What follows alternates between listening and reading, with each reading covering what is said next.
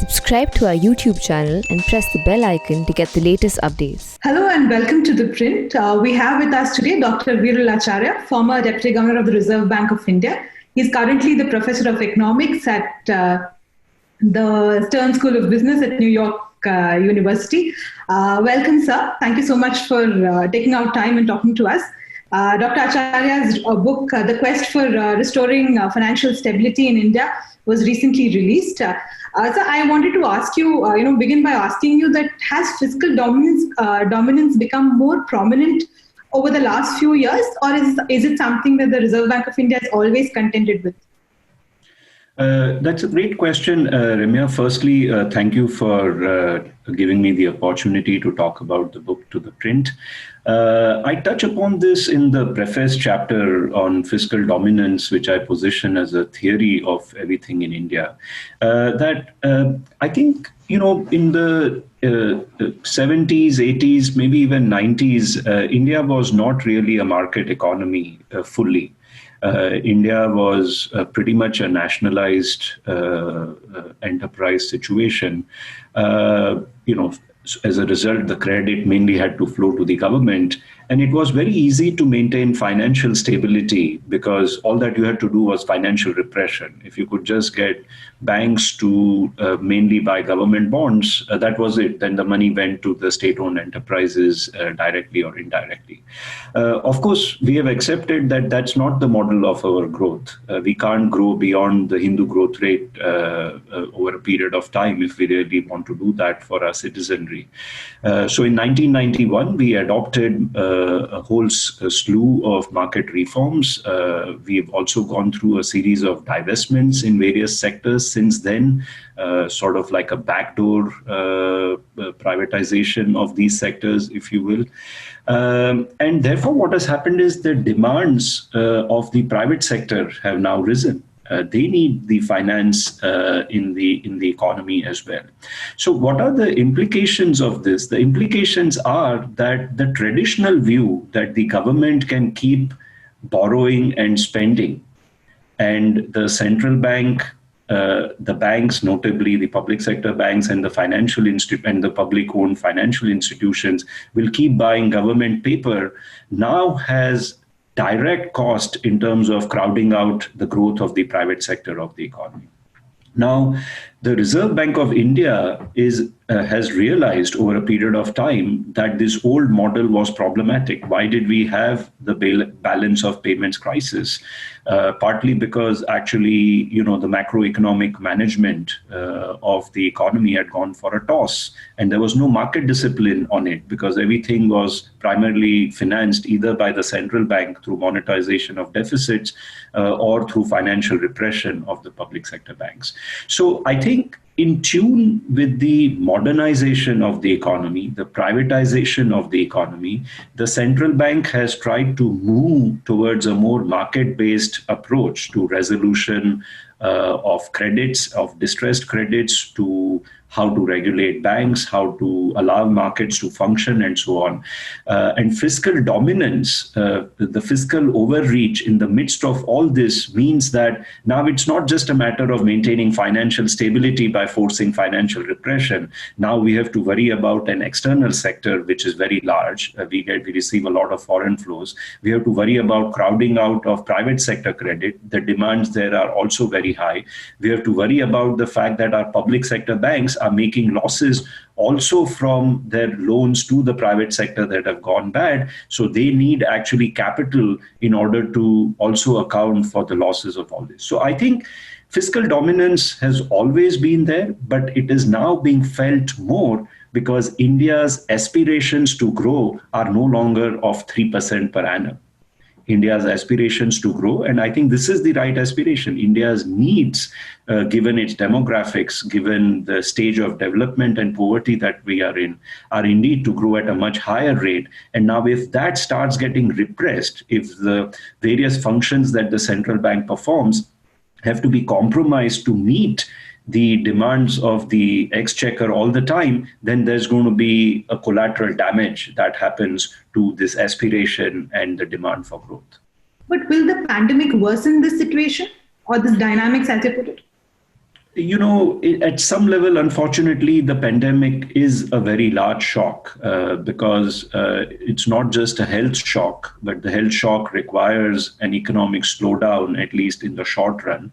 And even when shutdowns are not imposed or lockdowns are not imposed, what I'm observing around me in New York is that once the individuals see that the health curve is not right, that the infections are still spiking, once they become concerned about whether there will be adequate hospital beds that they will have access to in case they or someone in their family gets infected, they behaviorally respond by actually withdrawing the discretionary spending.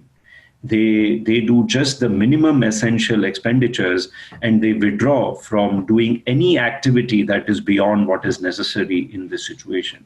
So there is a withdrawal of demand that is going to affect the cash flows and the earning power of several sectors, especially the services sectors, which benefit a lot from the discretionary expenditures of households. And so unfortunately, on the one hand, this means that we may require government to put direct cash, so to speak, in the hands of individuals so that they are more comfortable spending, or at least on the margin rather than saving, they spend. At the same time, it requires that banks be able to facilitate efficient restructuring of the debt of corporations who have experienced a very hard revenue hit. Now, historically, so let's just understand these two functions. One, we need to undertake some fiscal expenditures in order to, one, support those whose incomes are getting affected so that they spend rather than save. It might even require creation of jobs through MNREGA and maybe investments in infrastructure, perhaps, as some have suggested. So for that, we needed some fiscal capacity, in my view. We needed some buffers so that in a counter-cyclical manner, the government has the capacity to adjust its debt to GDP ratio. Now, unfortunately, the government has not left space for this. In fact, we have been missing FRBM targets, even in what I would say are not as stressful years as COVID. So we need to find a way to undertake the necessary expenditure and support, relief support for the economy. And we can discuss what may be a good way forward on that. But the initial point, in my view, did not leave much buffer capacity on this front. Now, coming to the second point, which is that we need some efficient restructuring of debt for the COVID-affected sectors of the economy. For that, we need banks to be able to take losses. Now, for banks to be able to take losses, they need capital. And then here, again, we have not built the capital of our financial system in a forward-looking stress sense. We are usually on what I like to think of as an IV drip kind of a solution rather than a blood transfusion and then the patient is healthy. We are just solving the problem incrementally, marginally, drip by drip, rather than doing a decisive recapitalization so that now the system has buffers to deal with future stress. Now, on both these fronts, and if you want, I'm happy to elaborate, I think not all is lost. We can actually put in place measures as we speak to ensure that we have a good path forward, because the COVID shock is not a short-term shock. It's likely to go on for at least another few months, if not a whole year. And there's a great deal of uncertainty about when the vaccines will come and help put an end to the behavioral risk aversion that everyone has to discretionary spending. And some of the scars of the pandemic will be long-lasting as far as the corporate sectors are concerned. But where will the fiscal space come in from? As you rightly pointed out, the government even did not stick to it even prior to the pandemic. In the Feb budget and the February budget, they used the 0.5% escape clause. So where does the space come in for these kind of? My sense is the space has to be created. The space is not there given the starting initial conditions that we have. The space has to be created. How do you create this space? First and foremost, I think we need to undertake decisive fiscal institutional reforms. What we have seen is that in anticipation that the fiscal has a tendency to slip. We put in place the FRBM Act, we put in place the FRBM targets, but we don't have the institutions to ensure adherence to these targets. So we need to put in place, firstly, a very transparent fiscal accounting. We need to ensure that the fiscal management by the government and the bureaucracy is not one of managing the accounts. It is actually of managing the expenditure and the revenues. What has been happening is there's a lot of over the line, below the line, inside the balance sheet, outside the balance sheet, before 31st January, after 31st January kind of adjustments. This is not the way to do fiscal planning. This is just fiscal budgeting and accounting jugaad, as I like to think about it. So we need very transparent and earnest attempt to realize and acknowledge what the true borrowings and deficits of the government are first. Second, we need to affirm readherence to the FRBM targets over the medium run. Okay, we slipped. We are where we are, that's water under the bridge, but let's figure out how to move forward. So we need to reaffirm adherence to the FRBM targets for when the growth, as and when the growth recovers. Third, as I said, right now we don't have mechanisms to credibly commit to that. In fact, if you read in between the lines, and one rating agency has even gone explicit saying that the past years of adherence to FRBM targets doesn't inspire great confidence in how we will consolidate our debts down the line. Therefore, an independent bipartisan fiscal council needs to be set up that will provide a mirror to the government's expenditures. It will have to work with transparent accounts. It will have to ensure adherence of the targets. And what it can do is actually to approve the budgets and vet its assumptions on growth, revenues, etc., before the budgets are floated. Because half the times the budgets are made to look right just by overstating what the growth numbers and the tax collections are going to be. And invariably, we are falling short.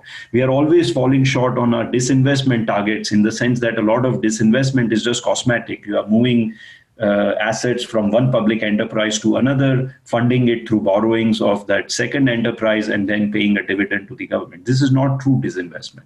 So that's third. I think we need an independent fiscal council. And fourth, I think we need to seriously undertake an earnest disinvestment program along the lines that some of our governments in 90s and at the turn of the century had undertaken. Because that will reduce the dependence on borrowing and switch governments' cash flows to a true equity sense, which doesn't have this problem of sort of having to meet the repayments at fixed points of time. All of these, if put together as a package, as a fiscal institutional reform package, will help tremendously restore confidence and give credibility to investors that, yes, the COVID requires us to undertake the necessary expenditures right now to ensure that we remain on the growth path, but that even if the growth remains somewhat uncertain, or as and when growth recovers, we will embark on a path of consolidation. And listen, the reason why you should believe us when we say that is because of this package that we are putting together. The fifth and the final point I would add, Ramya, if I could just quickly finish, is that we do need some structural changes to be put in place for the Indian economy. We need to think about reorienting our expenditures more and more towards infrastructure, health, education. These are the kinds of expenditures that crowd in private sector and generate a long-run fiscal multiplier. Most of our expenditure right now is revenue expenditure that generates a short-term boost to the GDP, but doesn't give a sustainable push to the GDP growth rates. Sorry, I interrupted you. No, I was just saying that the government has announced some, a privatization strategy per se for different sectors, where they're talking about on how, they will exit non-strategic sectors completely. But obviously, it remains to be seen on whether, they really follow through and, actually. Absolutely. I think the plans have been there. Usually, disinvestment becomes sort of like a residual category, that whatever is not getting met in your budget, you call it as this is my disinvestment target. But ultimately, you have to attain these targets. Then the budget makes sense. The budget and the strategy have to go hand in hand. strategy, a part of strategy, which is disinvestment, just can't be an accounting entry where you just put all the residual of the budget that you are not able to meet from somewhere else. I'm very happy that it is on the table, complete disinvestment from the non-strategic sectors. I think they should go ahead. The equity valuations right now are very favorable in my view. We are barely 10% short of the peak equity valuations that were reached. Maybe some of it is lopsided because a few companies have done better than others. Nevertheless, in the midst of a pandemic, to have these kinds of equity flows, both domestically and externally, is a healthy sign that the government should avail of and just start the disinvestment process without any further delay. Do you think there would be any meaningful privatization, at least in the banking sector, especially given the fact that, the government does use state-run banks to, further many of their schemes and their credit proposals? I think it should be put on the table. One of the RBI board members has actually suggested that if you're not willing to reprivatize some of these banks, at least consider disinvesting the stakes below majority stakes. And why not? If I take the example of Southeast Asia, when they had their crisis in late 90s, they had no choice because the mop-up cost of the financial and the external crisis that they had was touching 30, 50, in some countries, 70% of GDP. They had no choice but to actually relax the investment norms for the financial institutions. And they did. Many of their state-owned banks were ultimately sold. But I think why wait for a crisis? Because if you're trying to sell your assets in a crisis, you get fire sale prices. You get the wrong kinds of buyers at times. It's better to plan ahead for the stress and develop resilience by undertaking these disinvestments ahead of time. I would say, though, that we should consider full reprivatization of some of the healthier private banks as well. I'm not saying it has to be a sweeping privatization of the entire public sector banking, but some test cases might want to be considered. I think it will help them not just attract more investments financially, it will alter probably their human capital pool, their incentive compensation practices. It might help these banks modernize, digitize, and professionalize far more quickly than may be possible in the public sector space. But the strategy that has been followed so far seems to be one of consolidation as a means of reform in the banking sector, rather than any meaningful privatization. The only one we had was of IDBI Bank, and there we know what exactly happened. Yeah, consolidation is okay. I think by and large it helps on one front, which is that many positions of MDs, executive directors, etc., have remained empty on public sector banks. And one of the problem is there are too many positions to fill relative to the pool of people available. So consolidation probably helps deal with this sort of dearth of human capital there. So sort of shortage of human capital. So, but it's not it doesn't help solve the fundamental problem that some practices need to be revised. It doesn't help deal with the fact that ultimately, even in the consolidated entity, if government stakes are not reduced, the recapitalization bill has to be met entirely by the government. So if you are looking for some recapitalization relief, then how do I ensure my banks are well capitalized? How do we ensure that they have the capacity to restructure the corporate debt? And yet, how do I not take that on entirely as a government burden? I think then reprivatization for some disinvestments of stakes below majority stakes for some, I think should be on the table. I think this is what other countries have done. They have done it at the tipping point of the crisis or in the midst of a crisis. We don't have to wait for that sort of a situation. I think it can be planned ahead of time, and it would reduce the likelihood that you get into a stress situation in the first place. You've also talked about how the banks should need to be capitalized now. Obviously, the pandemic increases the requirement for capital. The last round was 2.11 trillion and the government's plan. Do you think the money required this time would be much more? I think it may be, as the RBI's financial stability report is highlighting, even under the stress that they have considered, which is not as extreme as what some analysts are forecasting, the gross NPA ratios are rising to 12.5%, 15%. I'm more concerned about the fact that there might be stress even on the retail loans, which is one segment that has held up well so far for India, but increasingly a lot of loans are in that segment in the last few years because industrial credit didn't pick up as much.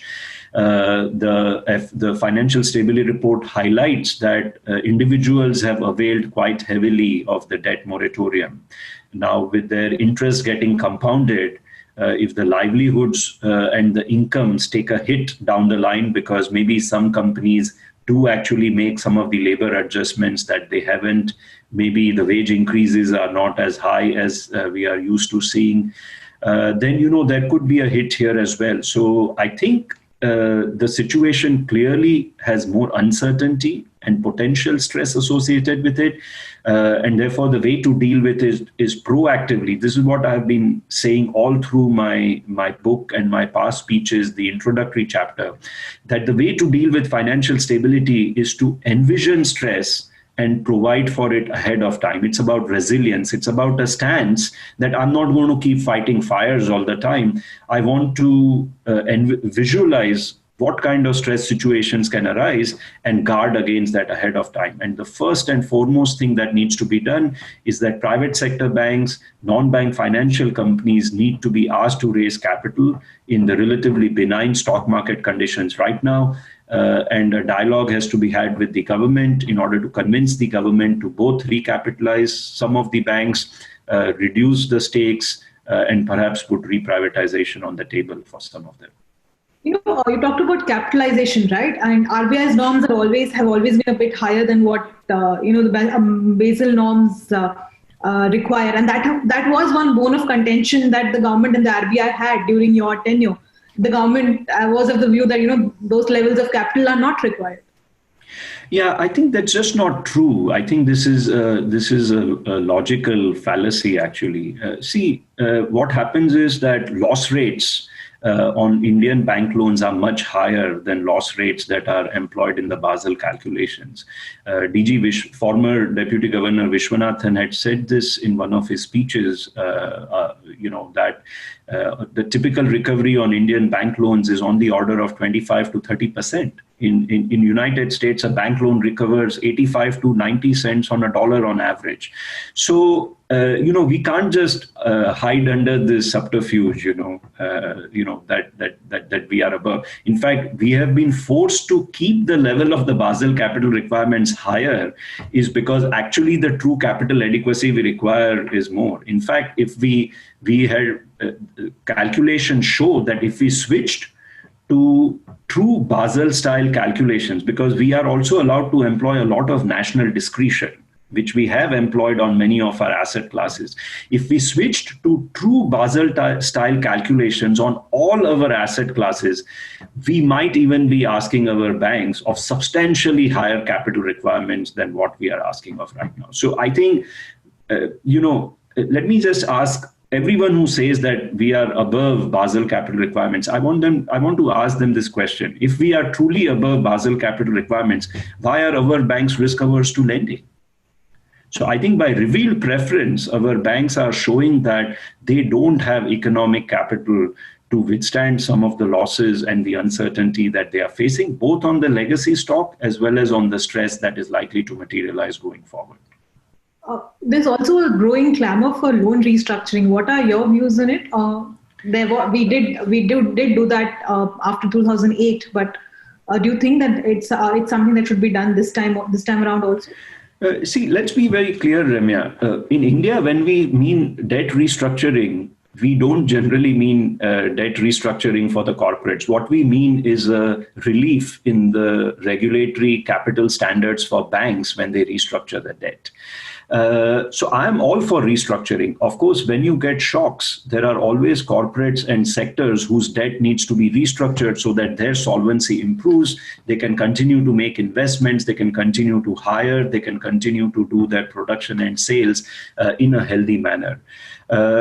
Why is debt restructuring in India typically always associated with calls for regulatory relief for banks? It's because banks don't have adequate capital to absorb these losses. So it all comes down to exactly the same issue that we are touching upon in a variety of questions, which is that we need the system to have adequate buffers so that banks will actually undertake healthy restructuring of the corporates whose balance sheets are deserving to be restructured and need to be restructured to maintain economic growth. Am I in favor of such regulatory forbearances? No, because we have seen how this plays out over the last decade. It's just kicking the can down the road in shoring up the capital on the balance sheets of banks.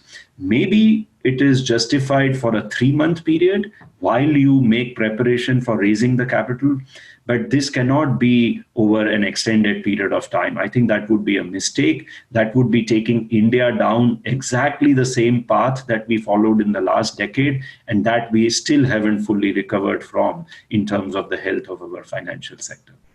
But do you think that the RBI has been very accommodating in the last couple of years, especially given the new stressed asset norms, the fact that many banks are now out of the prompt corrective action framework? Clearly I was involved in some of the efforts that were providing for a stronger stance of financial stability through the central bank. I thought the measures that you mentioned were really foundations of financial stability that we were trying to put in place for the next 10, 20, 30 years of long-run economic stability. I think the norms have been diluted. In my view, it has been the fiscal dominance, which has actually resulted in a variety of pressures that has resulted to the dilution of these norms. It would help actually if we get back on a meaningful fiscal consolidation path, even if in the short run we have to undertake essential expenditures and expand the fiscal deficits. And therefore, what is the way out? I think the way out is twofold, as I said at the beginning. Get fiscally on a better path and ensure that banks and NBFCs have better capital. If you do that, it reduces the pressure to relax the norms because you have actually prepared for absorbing the losses ahead of time. I think COVID is the right time, in my view, to recognize the uncertainty is large. We are fortunate because of the glut of dollar liquidity all over the world and the fact that domestic investors are now heavily financialized for investments in the stock market. We should use this time to raise capital. It's an excellent opportunity to do it right away. Right. You also mentioned how it is difficult, how the RBI should say a no if they don't want to be pushed to one extent and probably be more accommodating than how they envisaged initially. Do you think it has become increasingly difficult for the central bank to say a no to this government? I think I would say yes and no. Yes, in the sense that, as I explained earlier, the fiscal dominance pressures are now more relevant because they can't be accommodated very easily without killing the private engine of growth of the economy. The fiscal deficit levels are at such a point that the pressures have become pervasive across the central bank functioning, in my view. They are going into lots of micro areas of central banking that should be left to the central bank, in my view. So to the extent that the pressures are high, no has sometimes to be said more often than it was in the past. As Dr. Reddy points out in his foreword to the book, that there have always been pressures. My sense is most central bankers who get into these positions know that there will be pressures. They also get into these positions knowing fully well that they will have to say no sometimes. I think the question is, can we use dissent, disagreements, and debate as a way to find the right path, rather than see that as a lack of accommodation or compromise by the central bank? I think the central bank should be allowed to say no. And then we should, a central bank wants to do the right thing. Its interests are also aligned with those of the public. It has a very technocratic mandate as to what it's supposed to achieve. It doesn't face the short-term pressures that the bureaucracy and the governments face at specific points of the political cycle. I think there should be healthy respect for that, for the long-run thinking that a central bank typically employs. And I think rather than seeing this as resistance and lack of accommodation and compromise, I think they should pay some weight and attention to why the central bank may be taking the stand that it does. Right. You also write in the preface on how RBI lost its governor at the altar of financial stability. But yet you and Dr. Patel were both the appointees of this government. So what went wrong? This was a theme that I carried through also in the A.D. Shroff Memorial Lecture, that government horizons can become very, very short-term, in tune with the political cycle. And that's true all over the world. It's not just specific to India. The pressures on the central bank to give in to political short-termism is there all over the world. I give the example in a footnote of Paul Walker, late former governor of the Federal Reserve, who actually said no to the Reagan administration, who had an expansionary manifesto. At the beginning of the cycle, he said no. At the beginning of the political term, he said, no, sorry, I cannot accommodate your political requests and keep interest rates low, because I've actually just reined in double-digit inflation and brought it down to acceptable levels. So I think it is really this lack of congruence of the horizons, that the institutions of a country are meant to serve the interest of the public for the long term. They are given very explicit legal mandates. The Reserve Bank of India's mandate is to protect the interest of the depositors, ensure financial inclusion is taking place, guard the external sector stability, guard the safety of the banks, and so on. These are very long-term objectives, maintain inflation stability over a very long period of time. These are long-term objectives. They cannot be allowed to come under short-term pressures as and when these pressures arise. So I think the bone of contention is really fundamental, that should the institutions of the country be compromised in order to meet the short-term political interests? In my view, great countries don't compromise their institutions for short-term political pressures. A huge body of academic evidence that I cite in the A.D. Shroff Memorial Lecture, which is reproduced in the book, has highlighted that it is actually the rule of law, the quality of independent regulatory institutions, enforcement of contracts, debt. What is IBC? It's a mechanism to enforce the debt contract. These institutions need to be allowed to function regardless of the short-term political pressures. And I think this was the bone of contention. I think in certain stages of the political cycle, it becomes more of a bone of contention than otherwise. We put up the resistance that we thought we had to put up in the right public interest. But as per your assessment, has the central bank's autonomy, been, has it been impacted? Means clearly, as I answered earlier, some of the steps that we were trying to put in place as the foundations of financial stability for the long run, they were diluted in a significant measure. But I think through our voice, through our dissent, through our resistance, through our exits, I think we have limited the extent of damage that could have been inflicted. I think, in my view, if I may say so, we saved the day. We maybe didn't win the test match, but we made it a draw rather than allowing a complete excess of credit and liquidity that had happened just over the last decade that we are still trying to clean up. In my view, therefore, we need to ask these hard questions as to why did these pressures arise and how can we guard the institutions to be allowed to work for the long run of public interest, even when future short-term political interests arise, in my view, putting in place a better fiscal institutional framework for the country is a very important reform that needs to be undertaken. And if undertaken right now, it will allow the government to undertake the necessary fiscal expenditures without having to always keep turning to the central bank to dilute its regulatory norms and thereby, keep sacrificing financial stability in one way or the other in the process. If I'm reading you correctly, do you think that this government is also, fueling a credit push, a credit growth that, that was many attribute, as a mistake of the previous government also?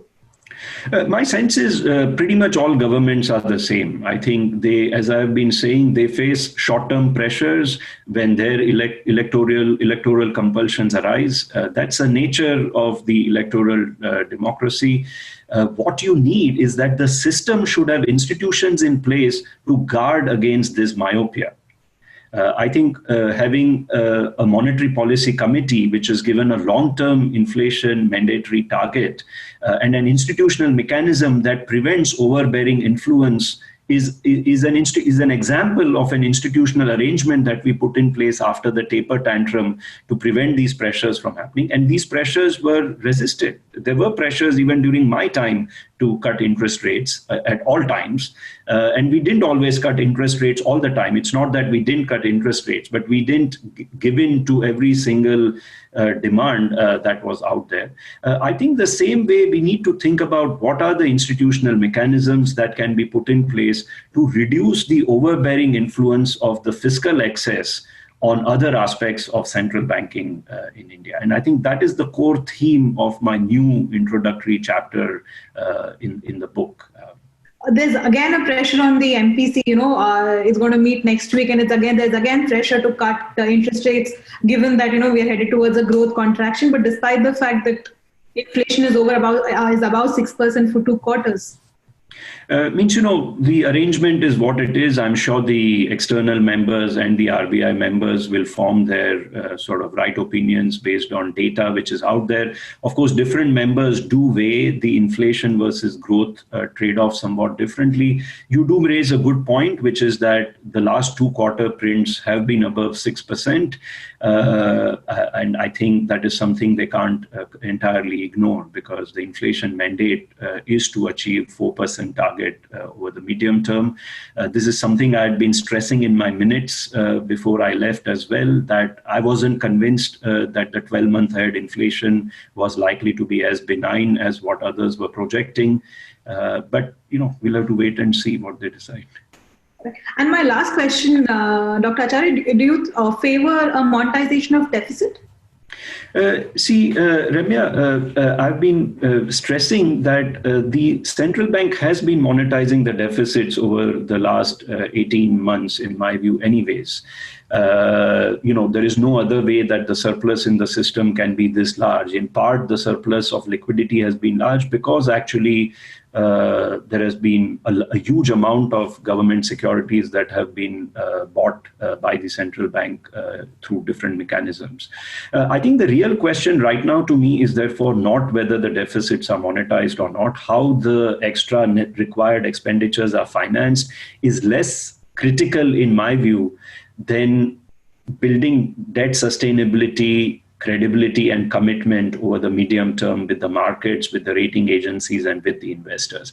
I would stress that overall, I'm not in favor of direct participation by the central bank in the auctions. It is good to allow the bond markets to function, to reveal signals about long-term inflation, to reveal signals about long-run fiscal sustainability. These are valuable signals to policymakers, both in Delhi and on the Mint Street.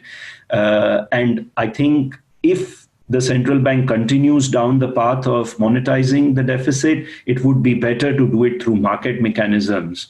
While I think, to me, that balance is key. The markets and the central bank have to be balanced in this approach.